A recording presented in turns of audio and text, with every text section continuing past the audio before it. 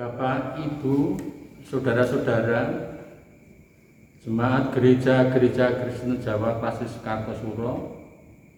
Malam hari ini kita akan memulai persekutuan doa Prapaskah hari Jumat tanggal 19 Maret 2021 sampai dengan hari Selasa 30 Maret 2021 dihitung di luar dari hari Minggu. Mari kita mengambil saat teduh agar kita bisa merasakan sapaan Tuhan melalui persekutuan doa ini. Saat teduh kita mulai.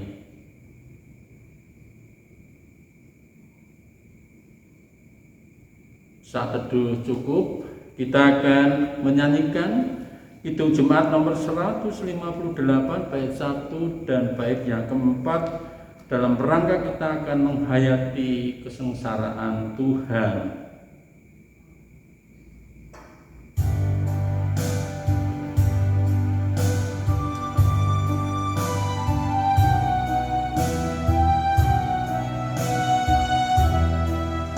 Ku ingin menghayati sengsara Tuhanku, semoga ku dapati ya Yesus rahmat-Mu.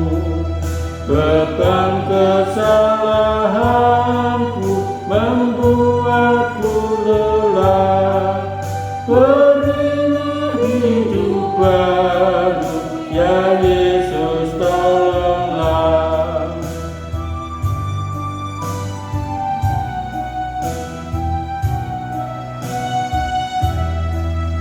Kiranya Kau sembuhkan hatiku yang sedih, sutilah menghapuskan dosaku yang keji.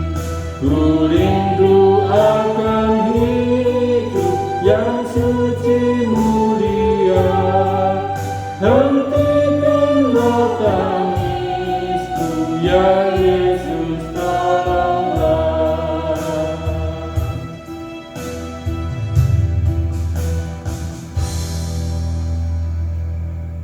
Kita berdoa untuk pelayanan firman Tuhan.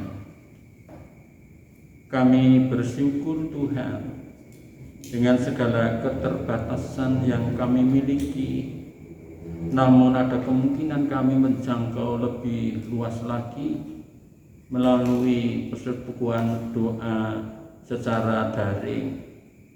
Kami berharap apa yang kami lakukan pada sore malam hari ini menjadikan kami semakin menghayati akan kesengsaraan Tuhan dan akan memperkokoh iman, pengharapan, dan kasih kami kepada Engkau.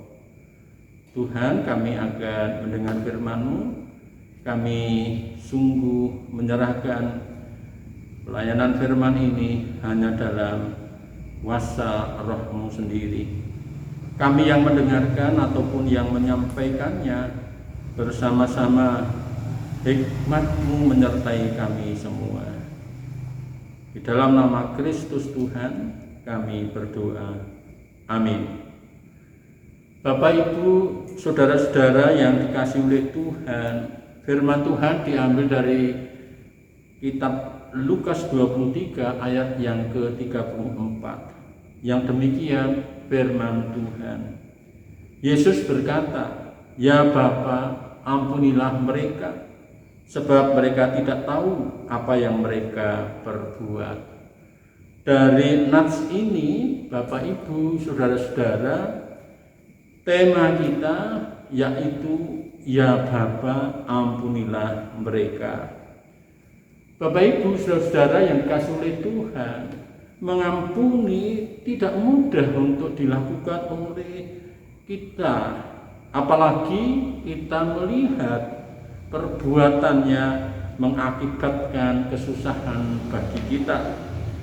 Pada umumnya aksi pembalasan yang dirancangnya untuk melampiaskan hati yang terluka oleh karena perbuatan sesamanya, alih-alih mengampuni, mendoakan pun mustahil. Tetapi Tuhan Yesus melakukannya. Ucapan yang dinyatakan oleh Tuhan Yesus ketika dia berada di atas kayu salib merupakan doa yang dipanjatkan oleh Tuhan Yesus kepada Bapanya. Ya Bapa, ampunilah mereka. Siapa yang dimaksud dengan mereka? Kita bisa mencatat mereka adalah golongan orang Farisi atau ahli Taurat, yakni orang-orang yang menguasai hukum Taurat tetapi menerapkan jauh dari kasih. Juga golongan Israel atau Yahudi, yakni orang-orang yang mengalami mukjizat-mukjizat tetapi melupakan setiap kebaikan Tuhan. Mereka adalah prajurit Romawi. Mereka juga adalah orang-orang yang menjalankan keputusan-keputusan Romawi, bahkan keputusan ilegal sekalipun. Mereka tidak kuasa untuk melakukannya. Mereka tidak bisa untuk menolaknya, dan mereka pun melakukannya. Atau mereka adalah semua golongan mewakili manusia yang telah menyalibkan Yesus yang tidak bersalah. Mengapa Bapak Ibu, saudara-saudara yang dikasihi oleh Tuhan, mereka melakukan perbuatan yang tidak sesuai dengan realitasnya? Mereka tidak tahu apa yang mereka perbuat. Tuhan Yesus mengatakan bahwa mereka tidak tahu akan apa yang mereka perbuat. Tidak tahu artinya memang tidak tahu bahwa mereka sedang berpihak kepada dosa. Mereka menghukum yang tidak bersalah, berpihak kepada kebencian, tidak berdasarkan pada realitas tetapi berdasarkan kebencian. Mereka menghukum orang yang berpihak pada yang lemah, yang sering berbuat kasih kepada siapapun.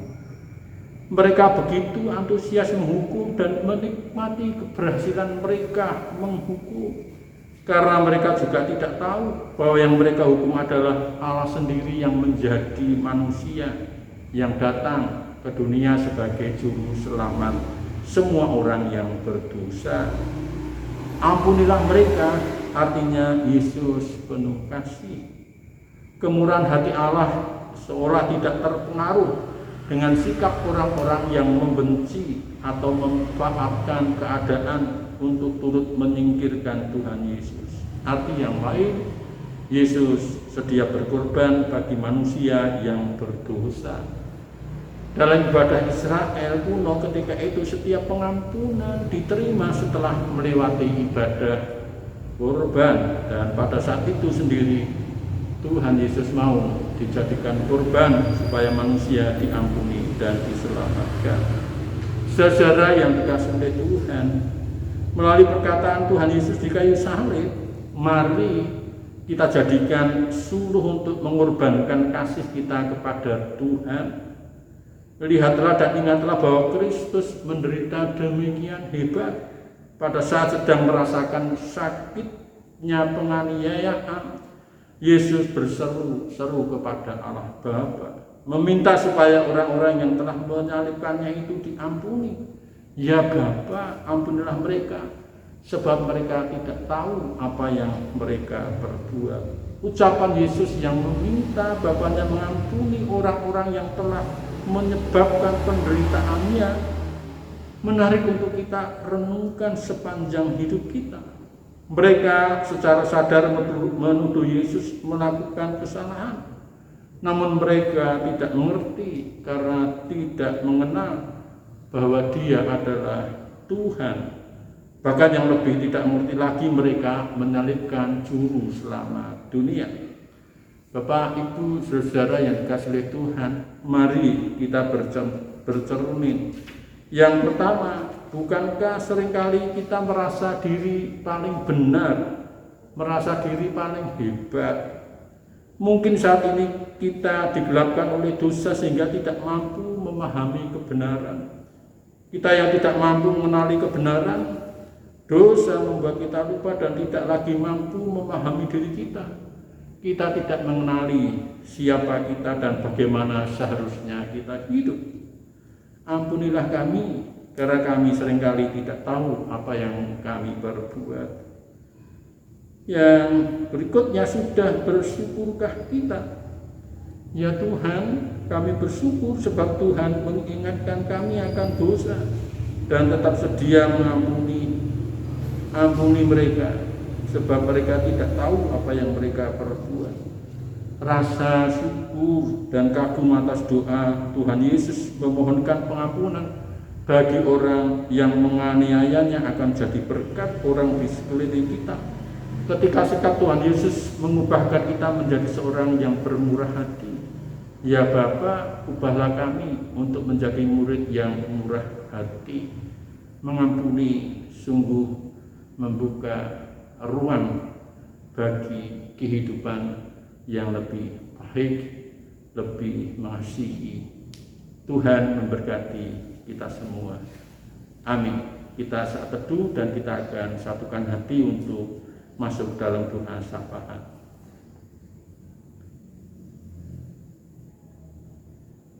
Kami bersyukur Tuhan, ucapan Tuhan Yesus, ampunilah mereka, karena mereka tidak tahu apa yang diperbuat.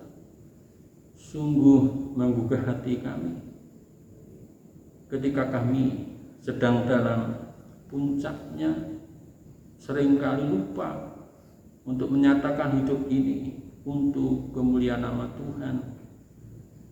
Ketika kami sedang terpuruk, seringkali lupa bahwa Tuhan sendiri yang akan mengangkat kami.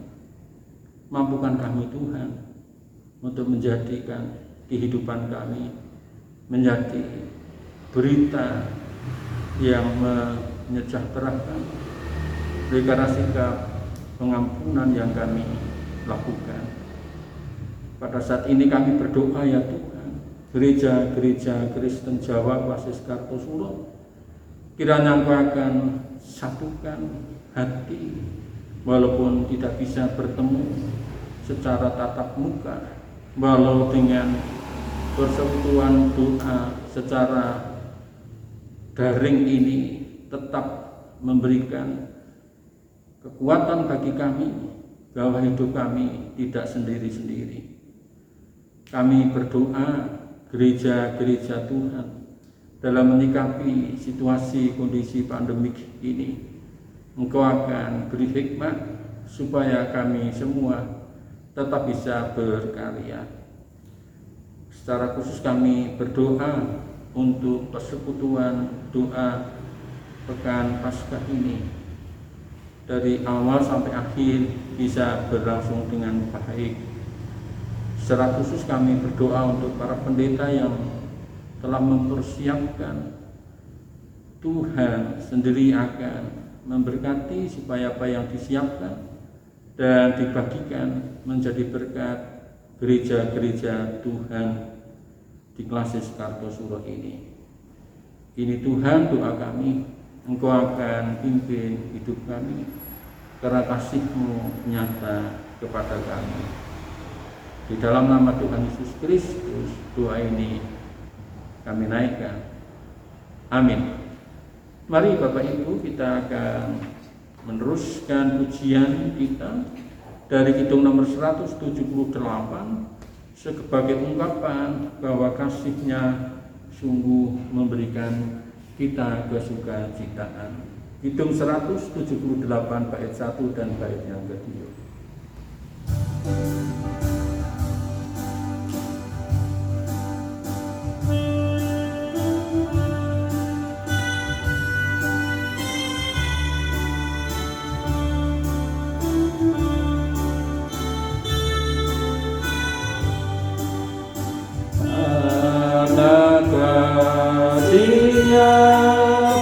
Padaku Yesus datang ke dunia, Dia telah memberi hidupnya bagimu yang tercela. Oh, kekal